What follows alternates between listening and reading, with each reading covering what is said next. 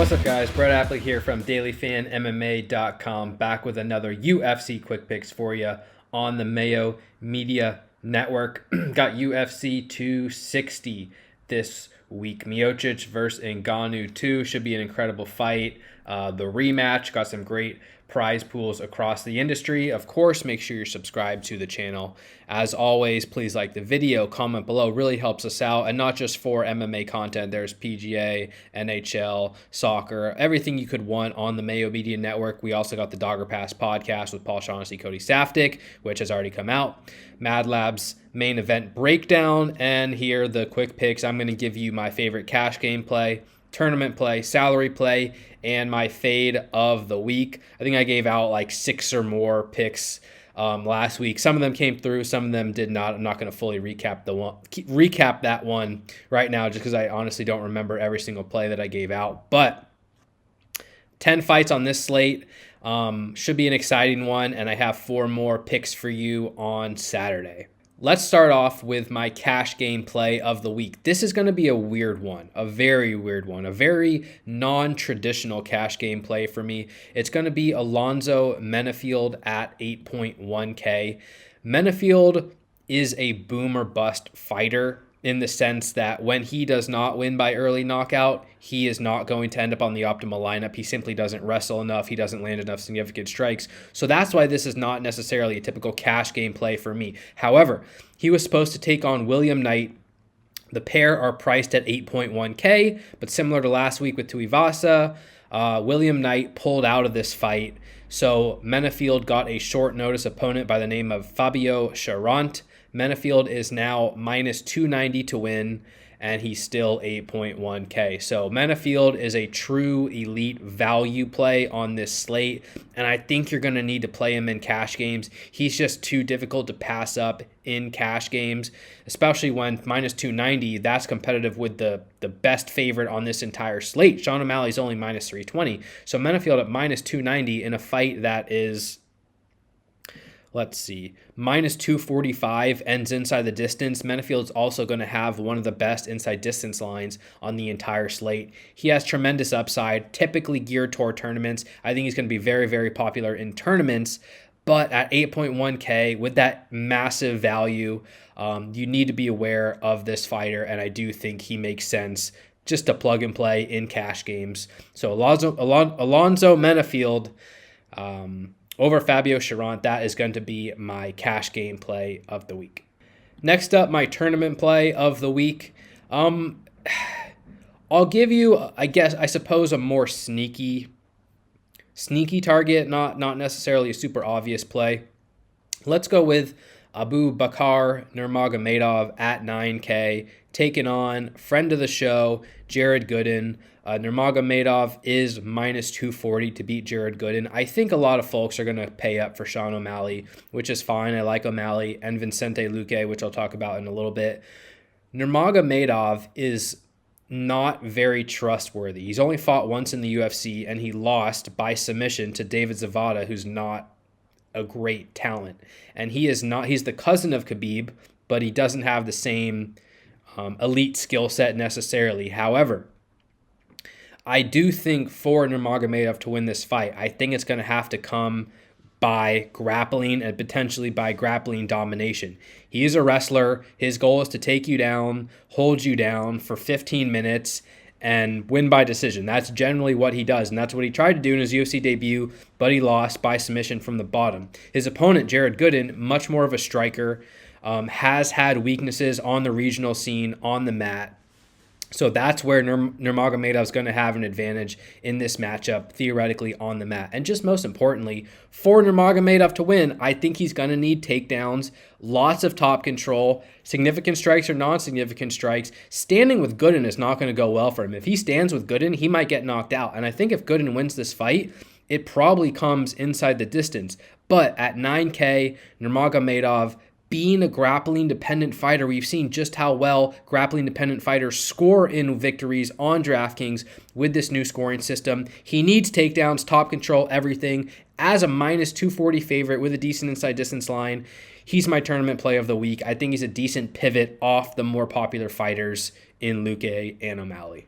Let's move on to my salary play of the week. It's going to be Jillian Robertson at 7.4K. And I believe I talked about her in this matchup a few weeks ago when she was originally scheduled to take on Miranda Maverick. So apologize if I'm repeating things that I've already said, but that was a few weeks ago and not everyone watches the same videos. And she's actually cheaper in this matchup now than she was when the fight was first scheduled. Robertson is only 7.4K as a plus 140 underdog to Miranda Maverick. And what I like about Robertson, apologize for being repetitive, she is a grappling dependent fighter. She needs takedowns, top control, or a submission to win. That has been her entire career. It's not going to change here. She is going to die on the sword trying to get takedowns or get this fight on the mat. And she's facing an opponent in Miranda Maverick, who's a good prospect, a young prospect, a fighter who may be a threat in this division. But we just don't have that much data on her. And in the regional scene, she did struggle a little bit with takedowns. And she was, put on her back and mounted, things like that. So I'm not certain that Maverick is ready for this level of grappling. She might be, and I think Maverick's a good tournament play, but for 7.4K, I think you need exposure to Jillian Robertson on this slate because when she wins, she's almost certainly going to end up on the optimal lineup, and she's only plus 140 to win. And you look at her scoring, 98, 97, 106, 110, 92, and 94. And that 94-point score was her most recent score that came in a decision. So she does not even need to win inside the distance. But if you're looking at the inside distance line, she's got a better inside distance line than Maverick anyway. Plus 285 to win inside the distance for Robertson. That would come by submission. Maverick only plus 350. So you're getting a solid value here in Robertson, who may not win this fight 50% of the time, but is certainly live to win. And when she wins, it's going to come from a grappling, heavy game plan, which scores so well on DraftKings to the point that she will end up on the optimal lineup in a victory. I cannot pass that up at 7.4K. You don't need to be all in on her, but she's definitely a strong salary saver, and she will be my salary play of the week. Finally, moving on to my fade of the week. Okay, so truthfully, I don't actually want to give out a fade of the week because I don't think any fighter priced highly you have to fade. There's only 10 fights on this slate. Pretty much every fighter is viable. I'll give you two options who I'm maybe not as high on as the public. The first one being Omar Morales taking on Shane Young. Morales is 8.7K. And this is very simple. I mean, Morales is typically a low volume power striker. He's fighting an opponent who was knocked out in the first round, so he's capable of maybe duplicating that, but that is really the only way that I see him ending up on the optimal lineup at 8.7K. He just does not throw enough strikes. He's fought in the UFC 3 times. He's gone to decision all 3 times, and in those 3 fights, he has landed 32, 63, and 34 significant strikes. That is really towing the line on not being active enough to win rounds in the UFC. He's not really a wrestler. So in my opinion, we're going to need a knockout from Omar Morales. His inside distance line is not out yet, but the fight as a whole is minus 210 to actually go the distance. So he's not going to have a great individual inside the distance line. You can play him. Like I already said, you don't have to fade any fighter on the slate. There's arguments for him, especially being that Shane Young was knocked out in his last UFC fight. But I hate relying on fighters so dependent on winning by knockout early when they just don't land that many strikes in general. So Omar Morales is a fade of the week candidate. Another candidate I'm going to give out that may surprise you is Vicente Luque at 9.1K. In a similar sense, I do think he probably needs a knockout to end up on the optimal lineup. Unlike Kamaru Usman, who's an amazing wrestler and one of the pound-for-pound best fighters in the sport. Unlike Colby Covington, who's an amazing wrestler, one of the best pound-for-pound fighters in the sport. Unlike Gilbert Burns, who's a phenomenal submission grappler, Vicente Luque doesn't really have a wrestling grappling background. He can grapple a little bit, but Woodley is not going to be dominated in those areas like he was in his past few fights. And so this fight should play out at range, at least from Luque's perspective. And yeah, he typically lands strikes at a high rate. We've spoken about this many times. Even if Luque goes out there and lands 120 significant strikes in a decision, that's not even going to score you 80 points. So we pretty much need a knockout here. There's a chance that Woodley is extremely shot and Luque is aggressive and, hurts him quickly.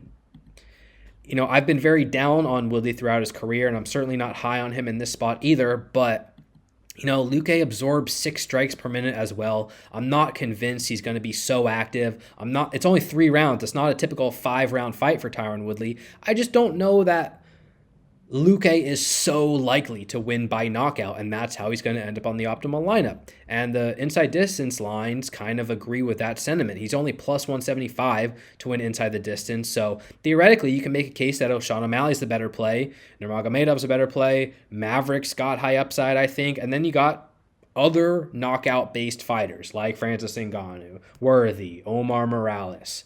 A couple will come through, but I think because Luque is going to be very popular on the slate, there's at least an argument to make to be underweight to the field on him. So Omar Morales and Vicente Luque, not true fade of the weeks, but those will be my fade of the week candidates on UFC 260. All right, guys, that's going to do it for the UFC Quick Picks. Thank you again for the support.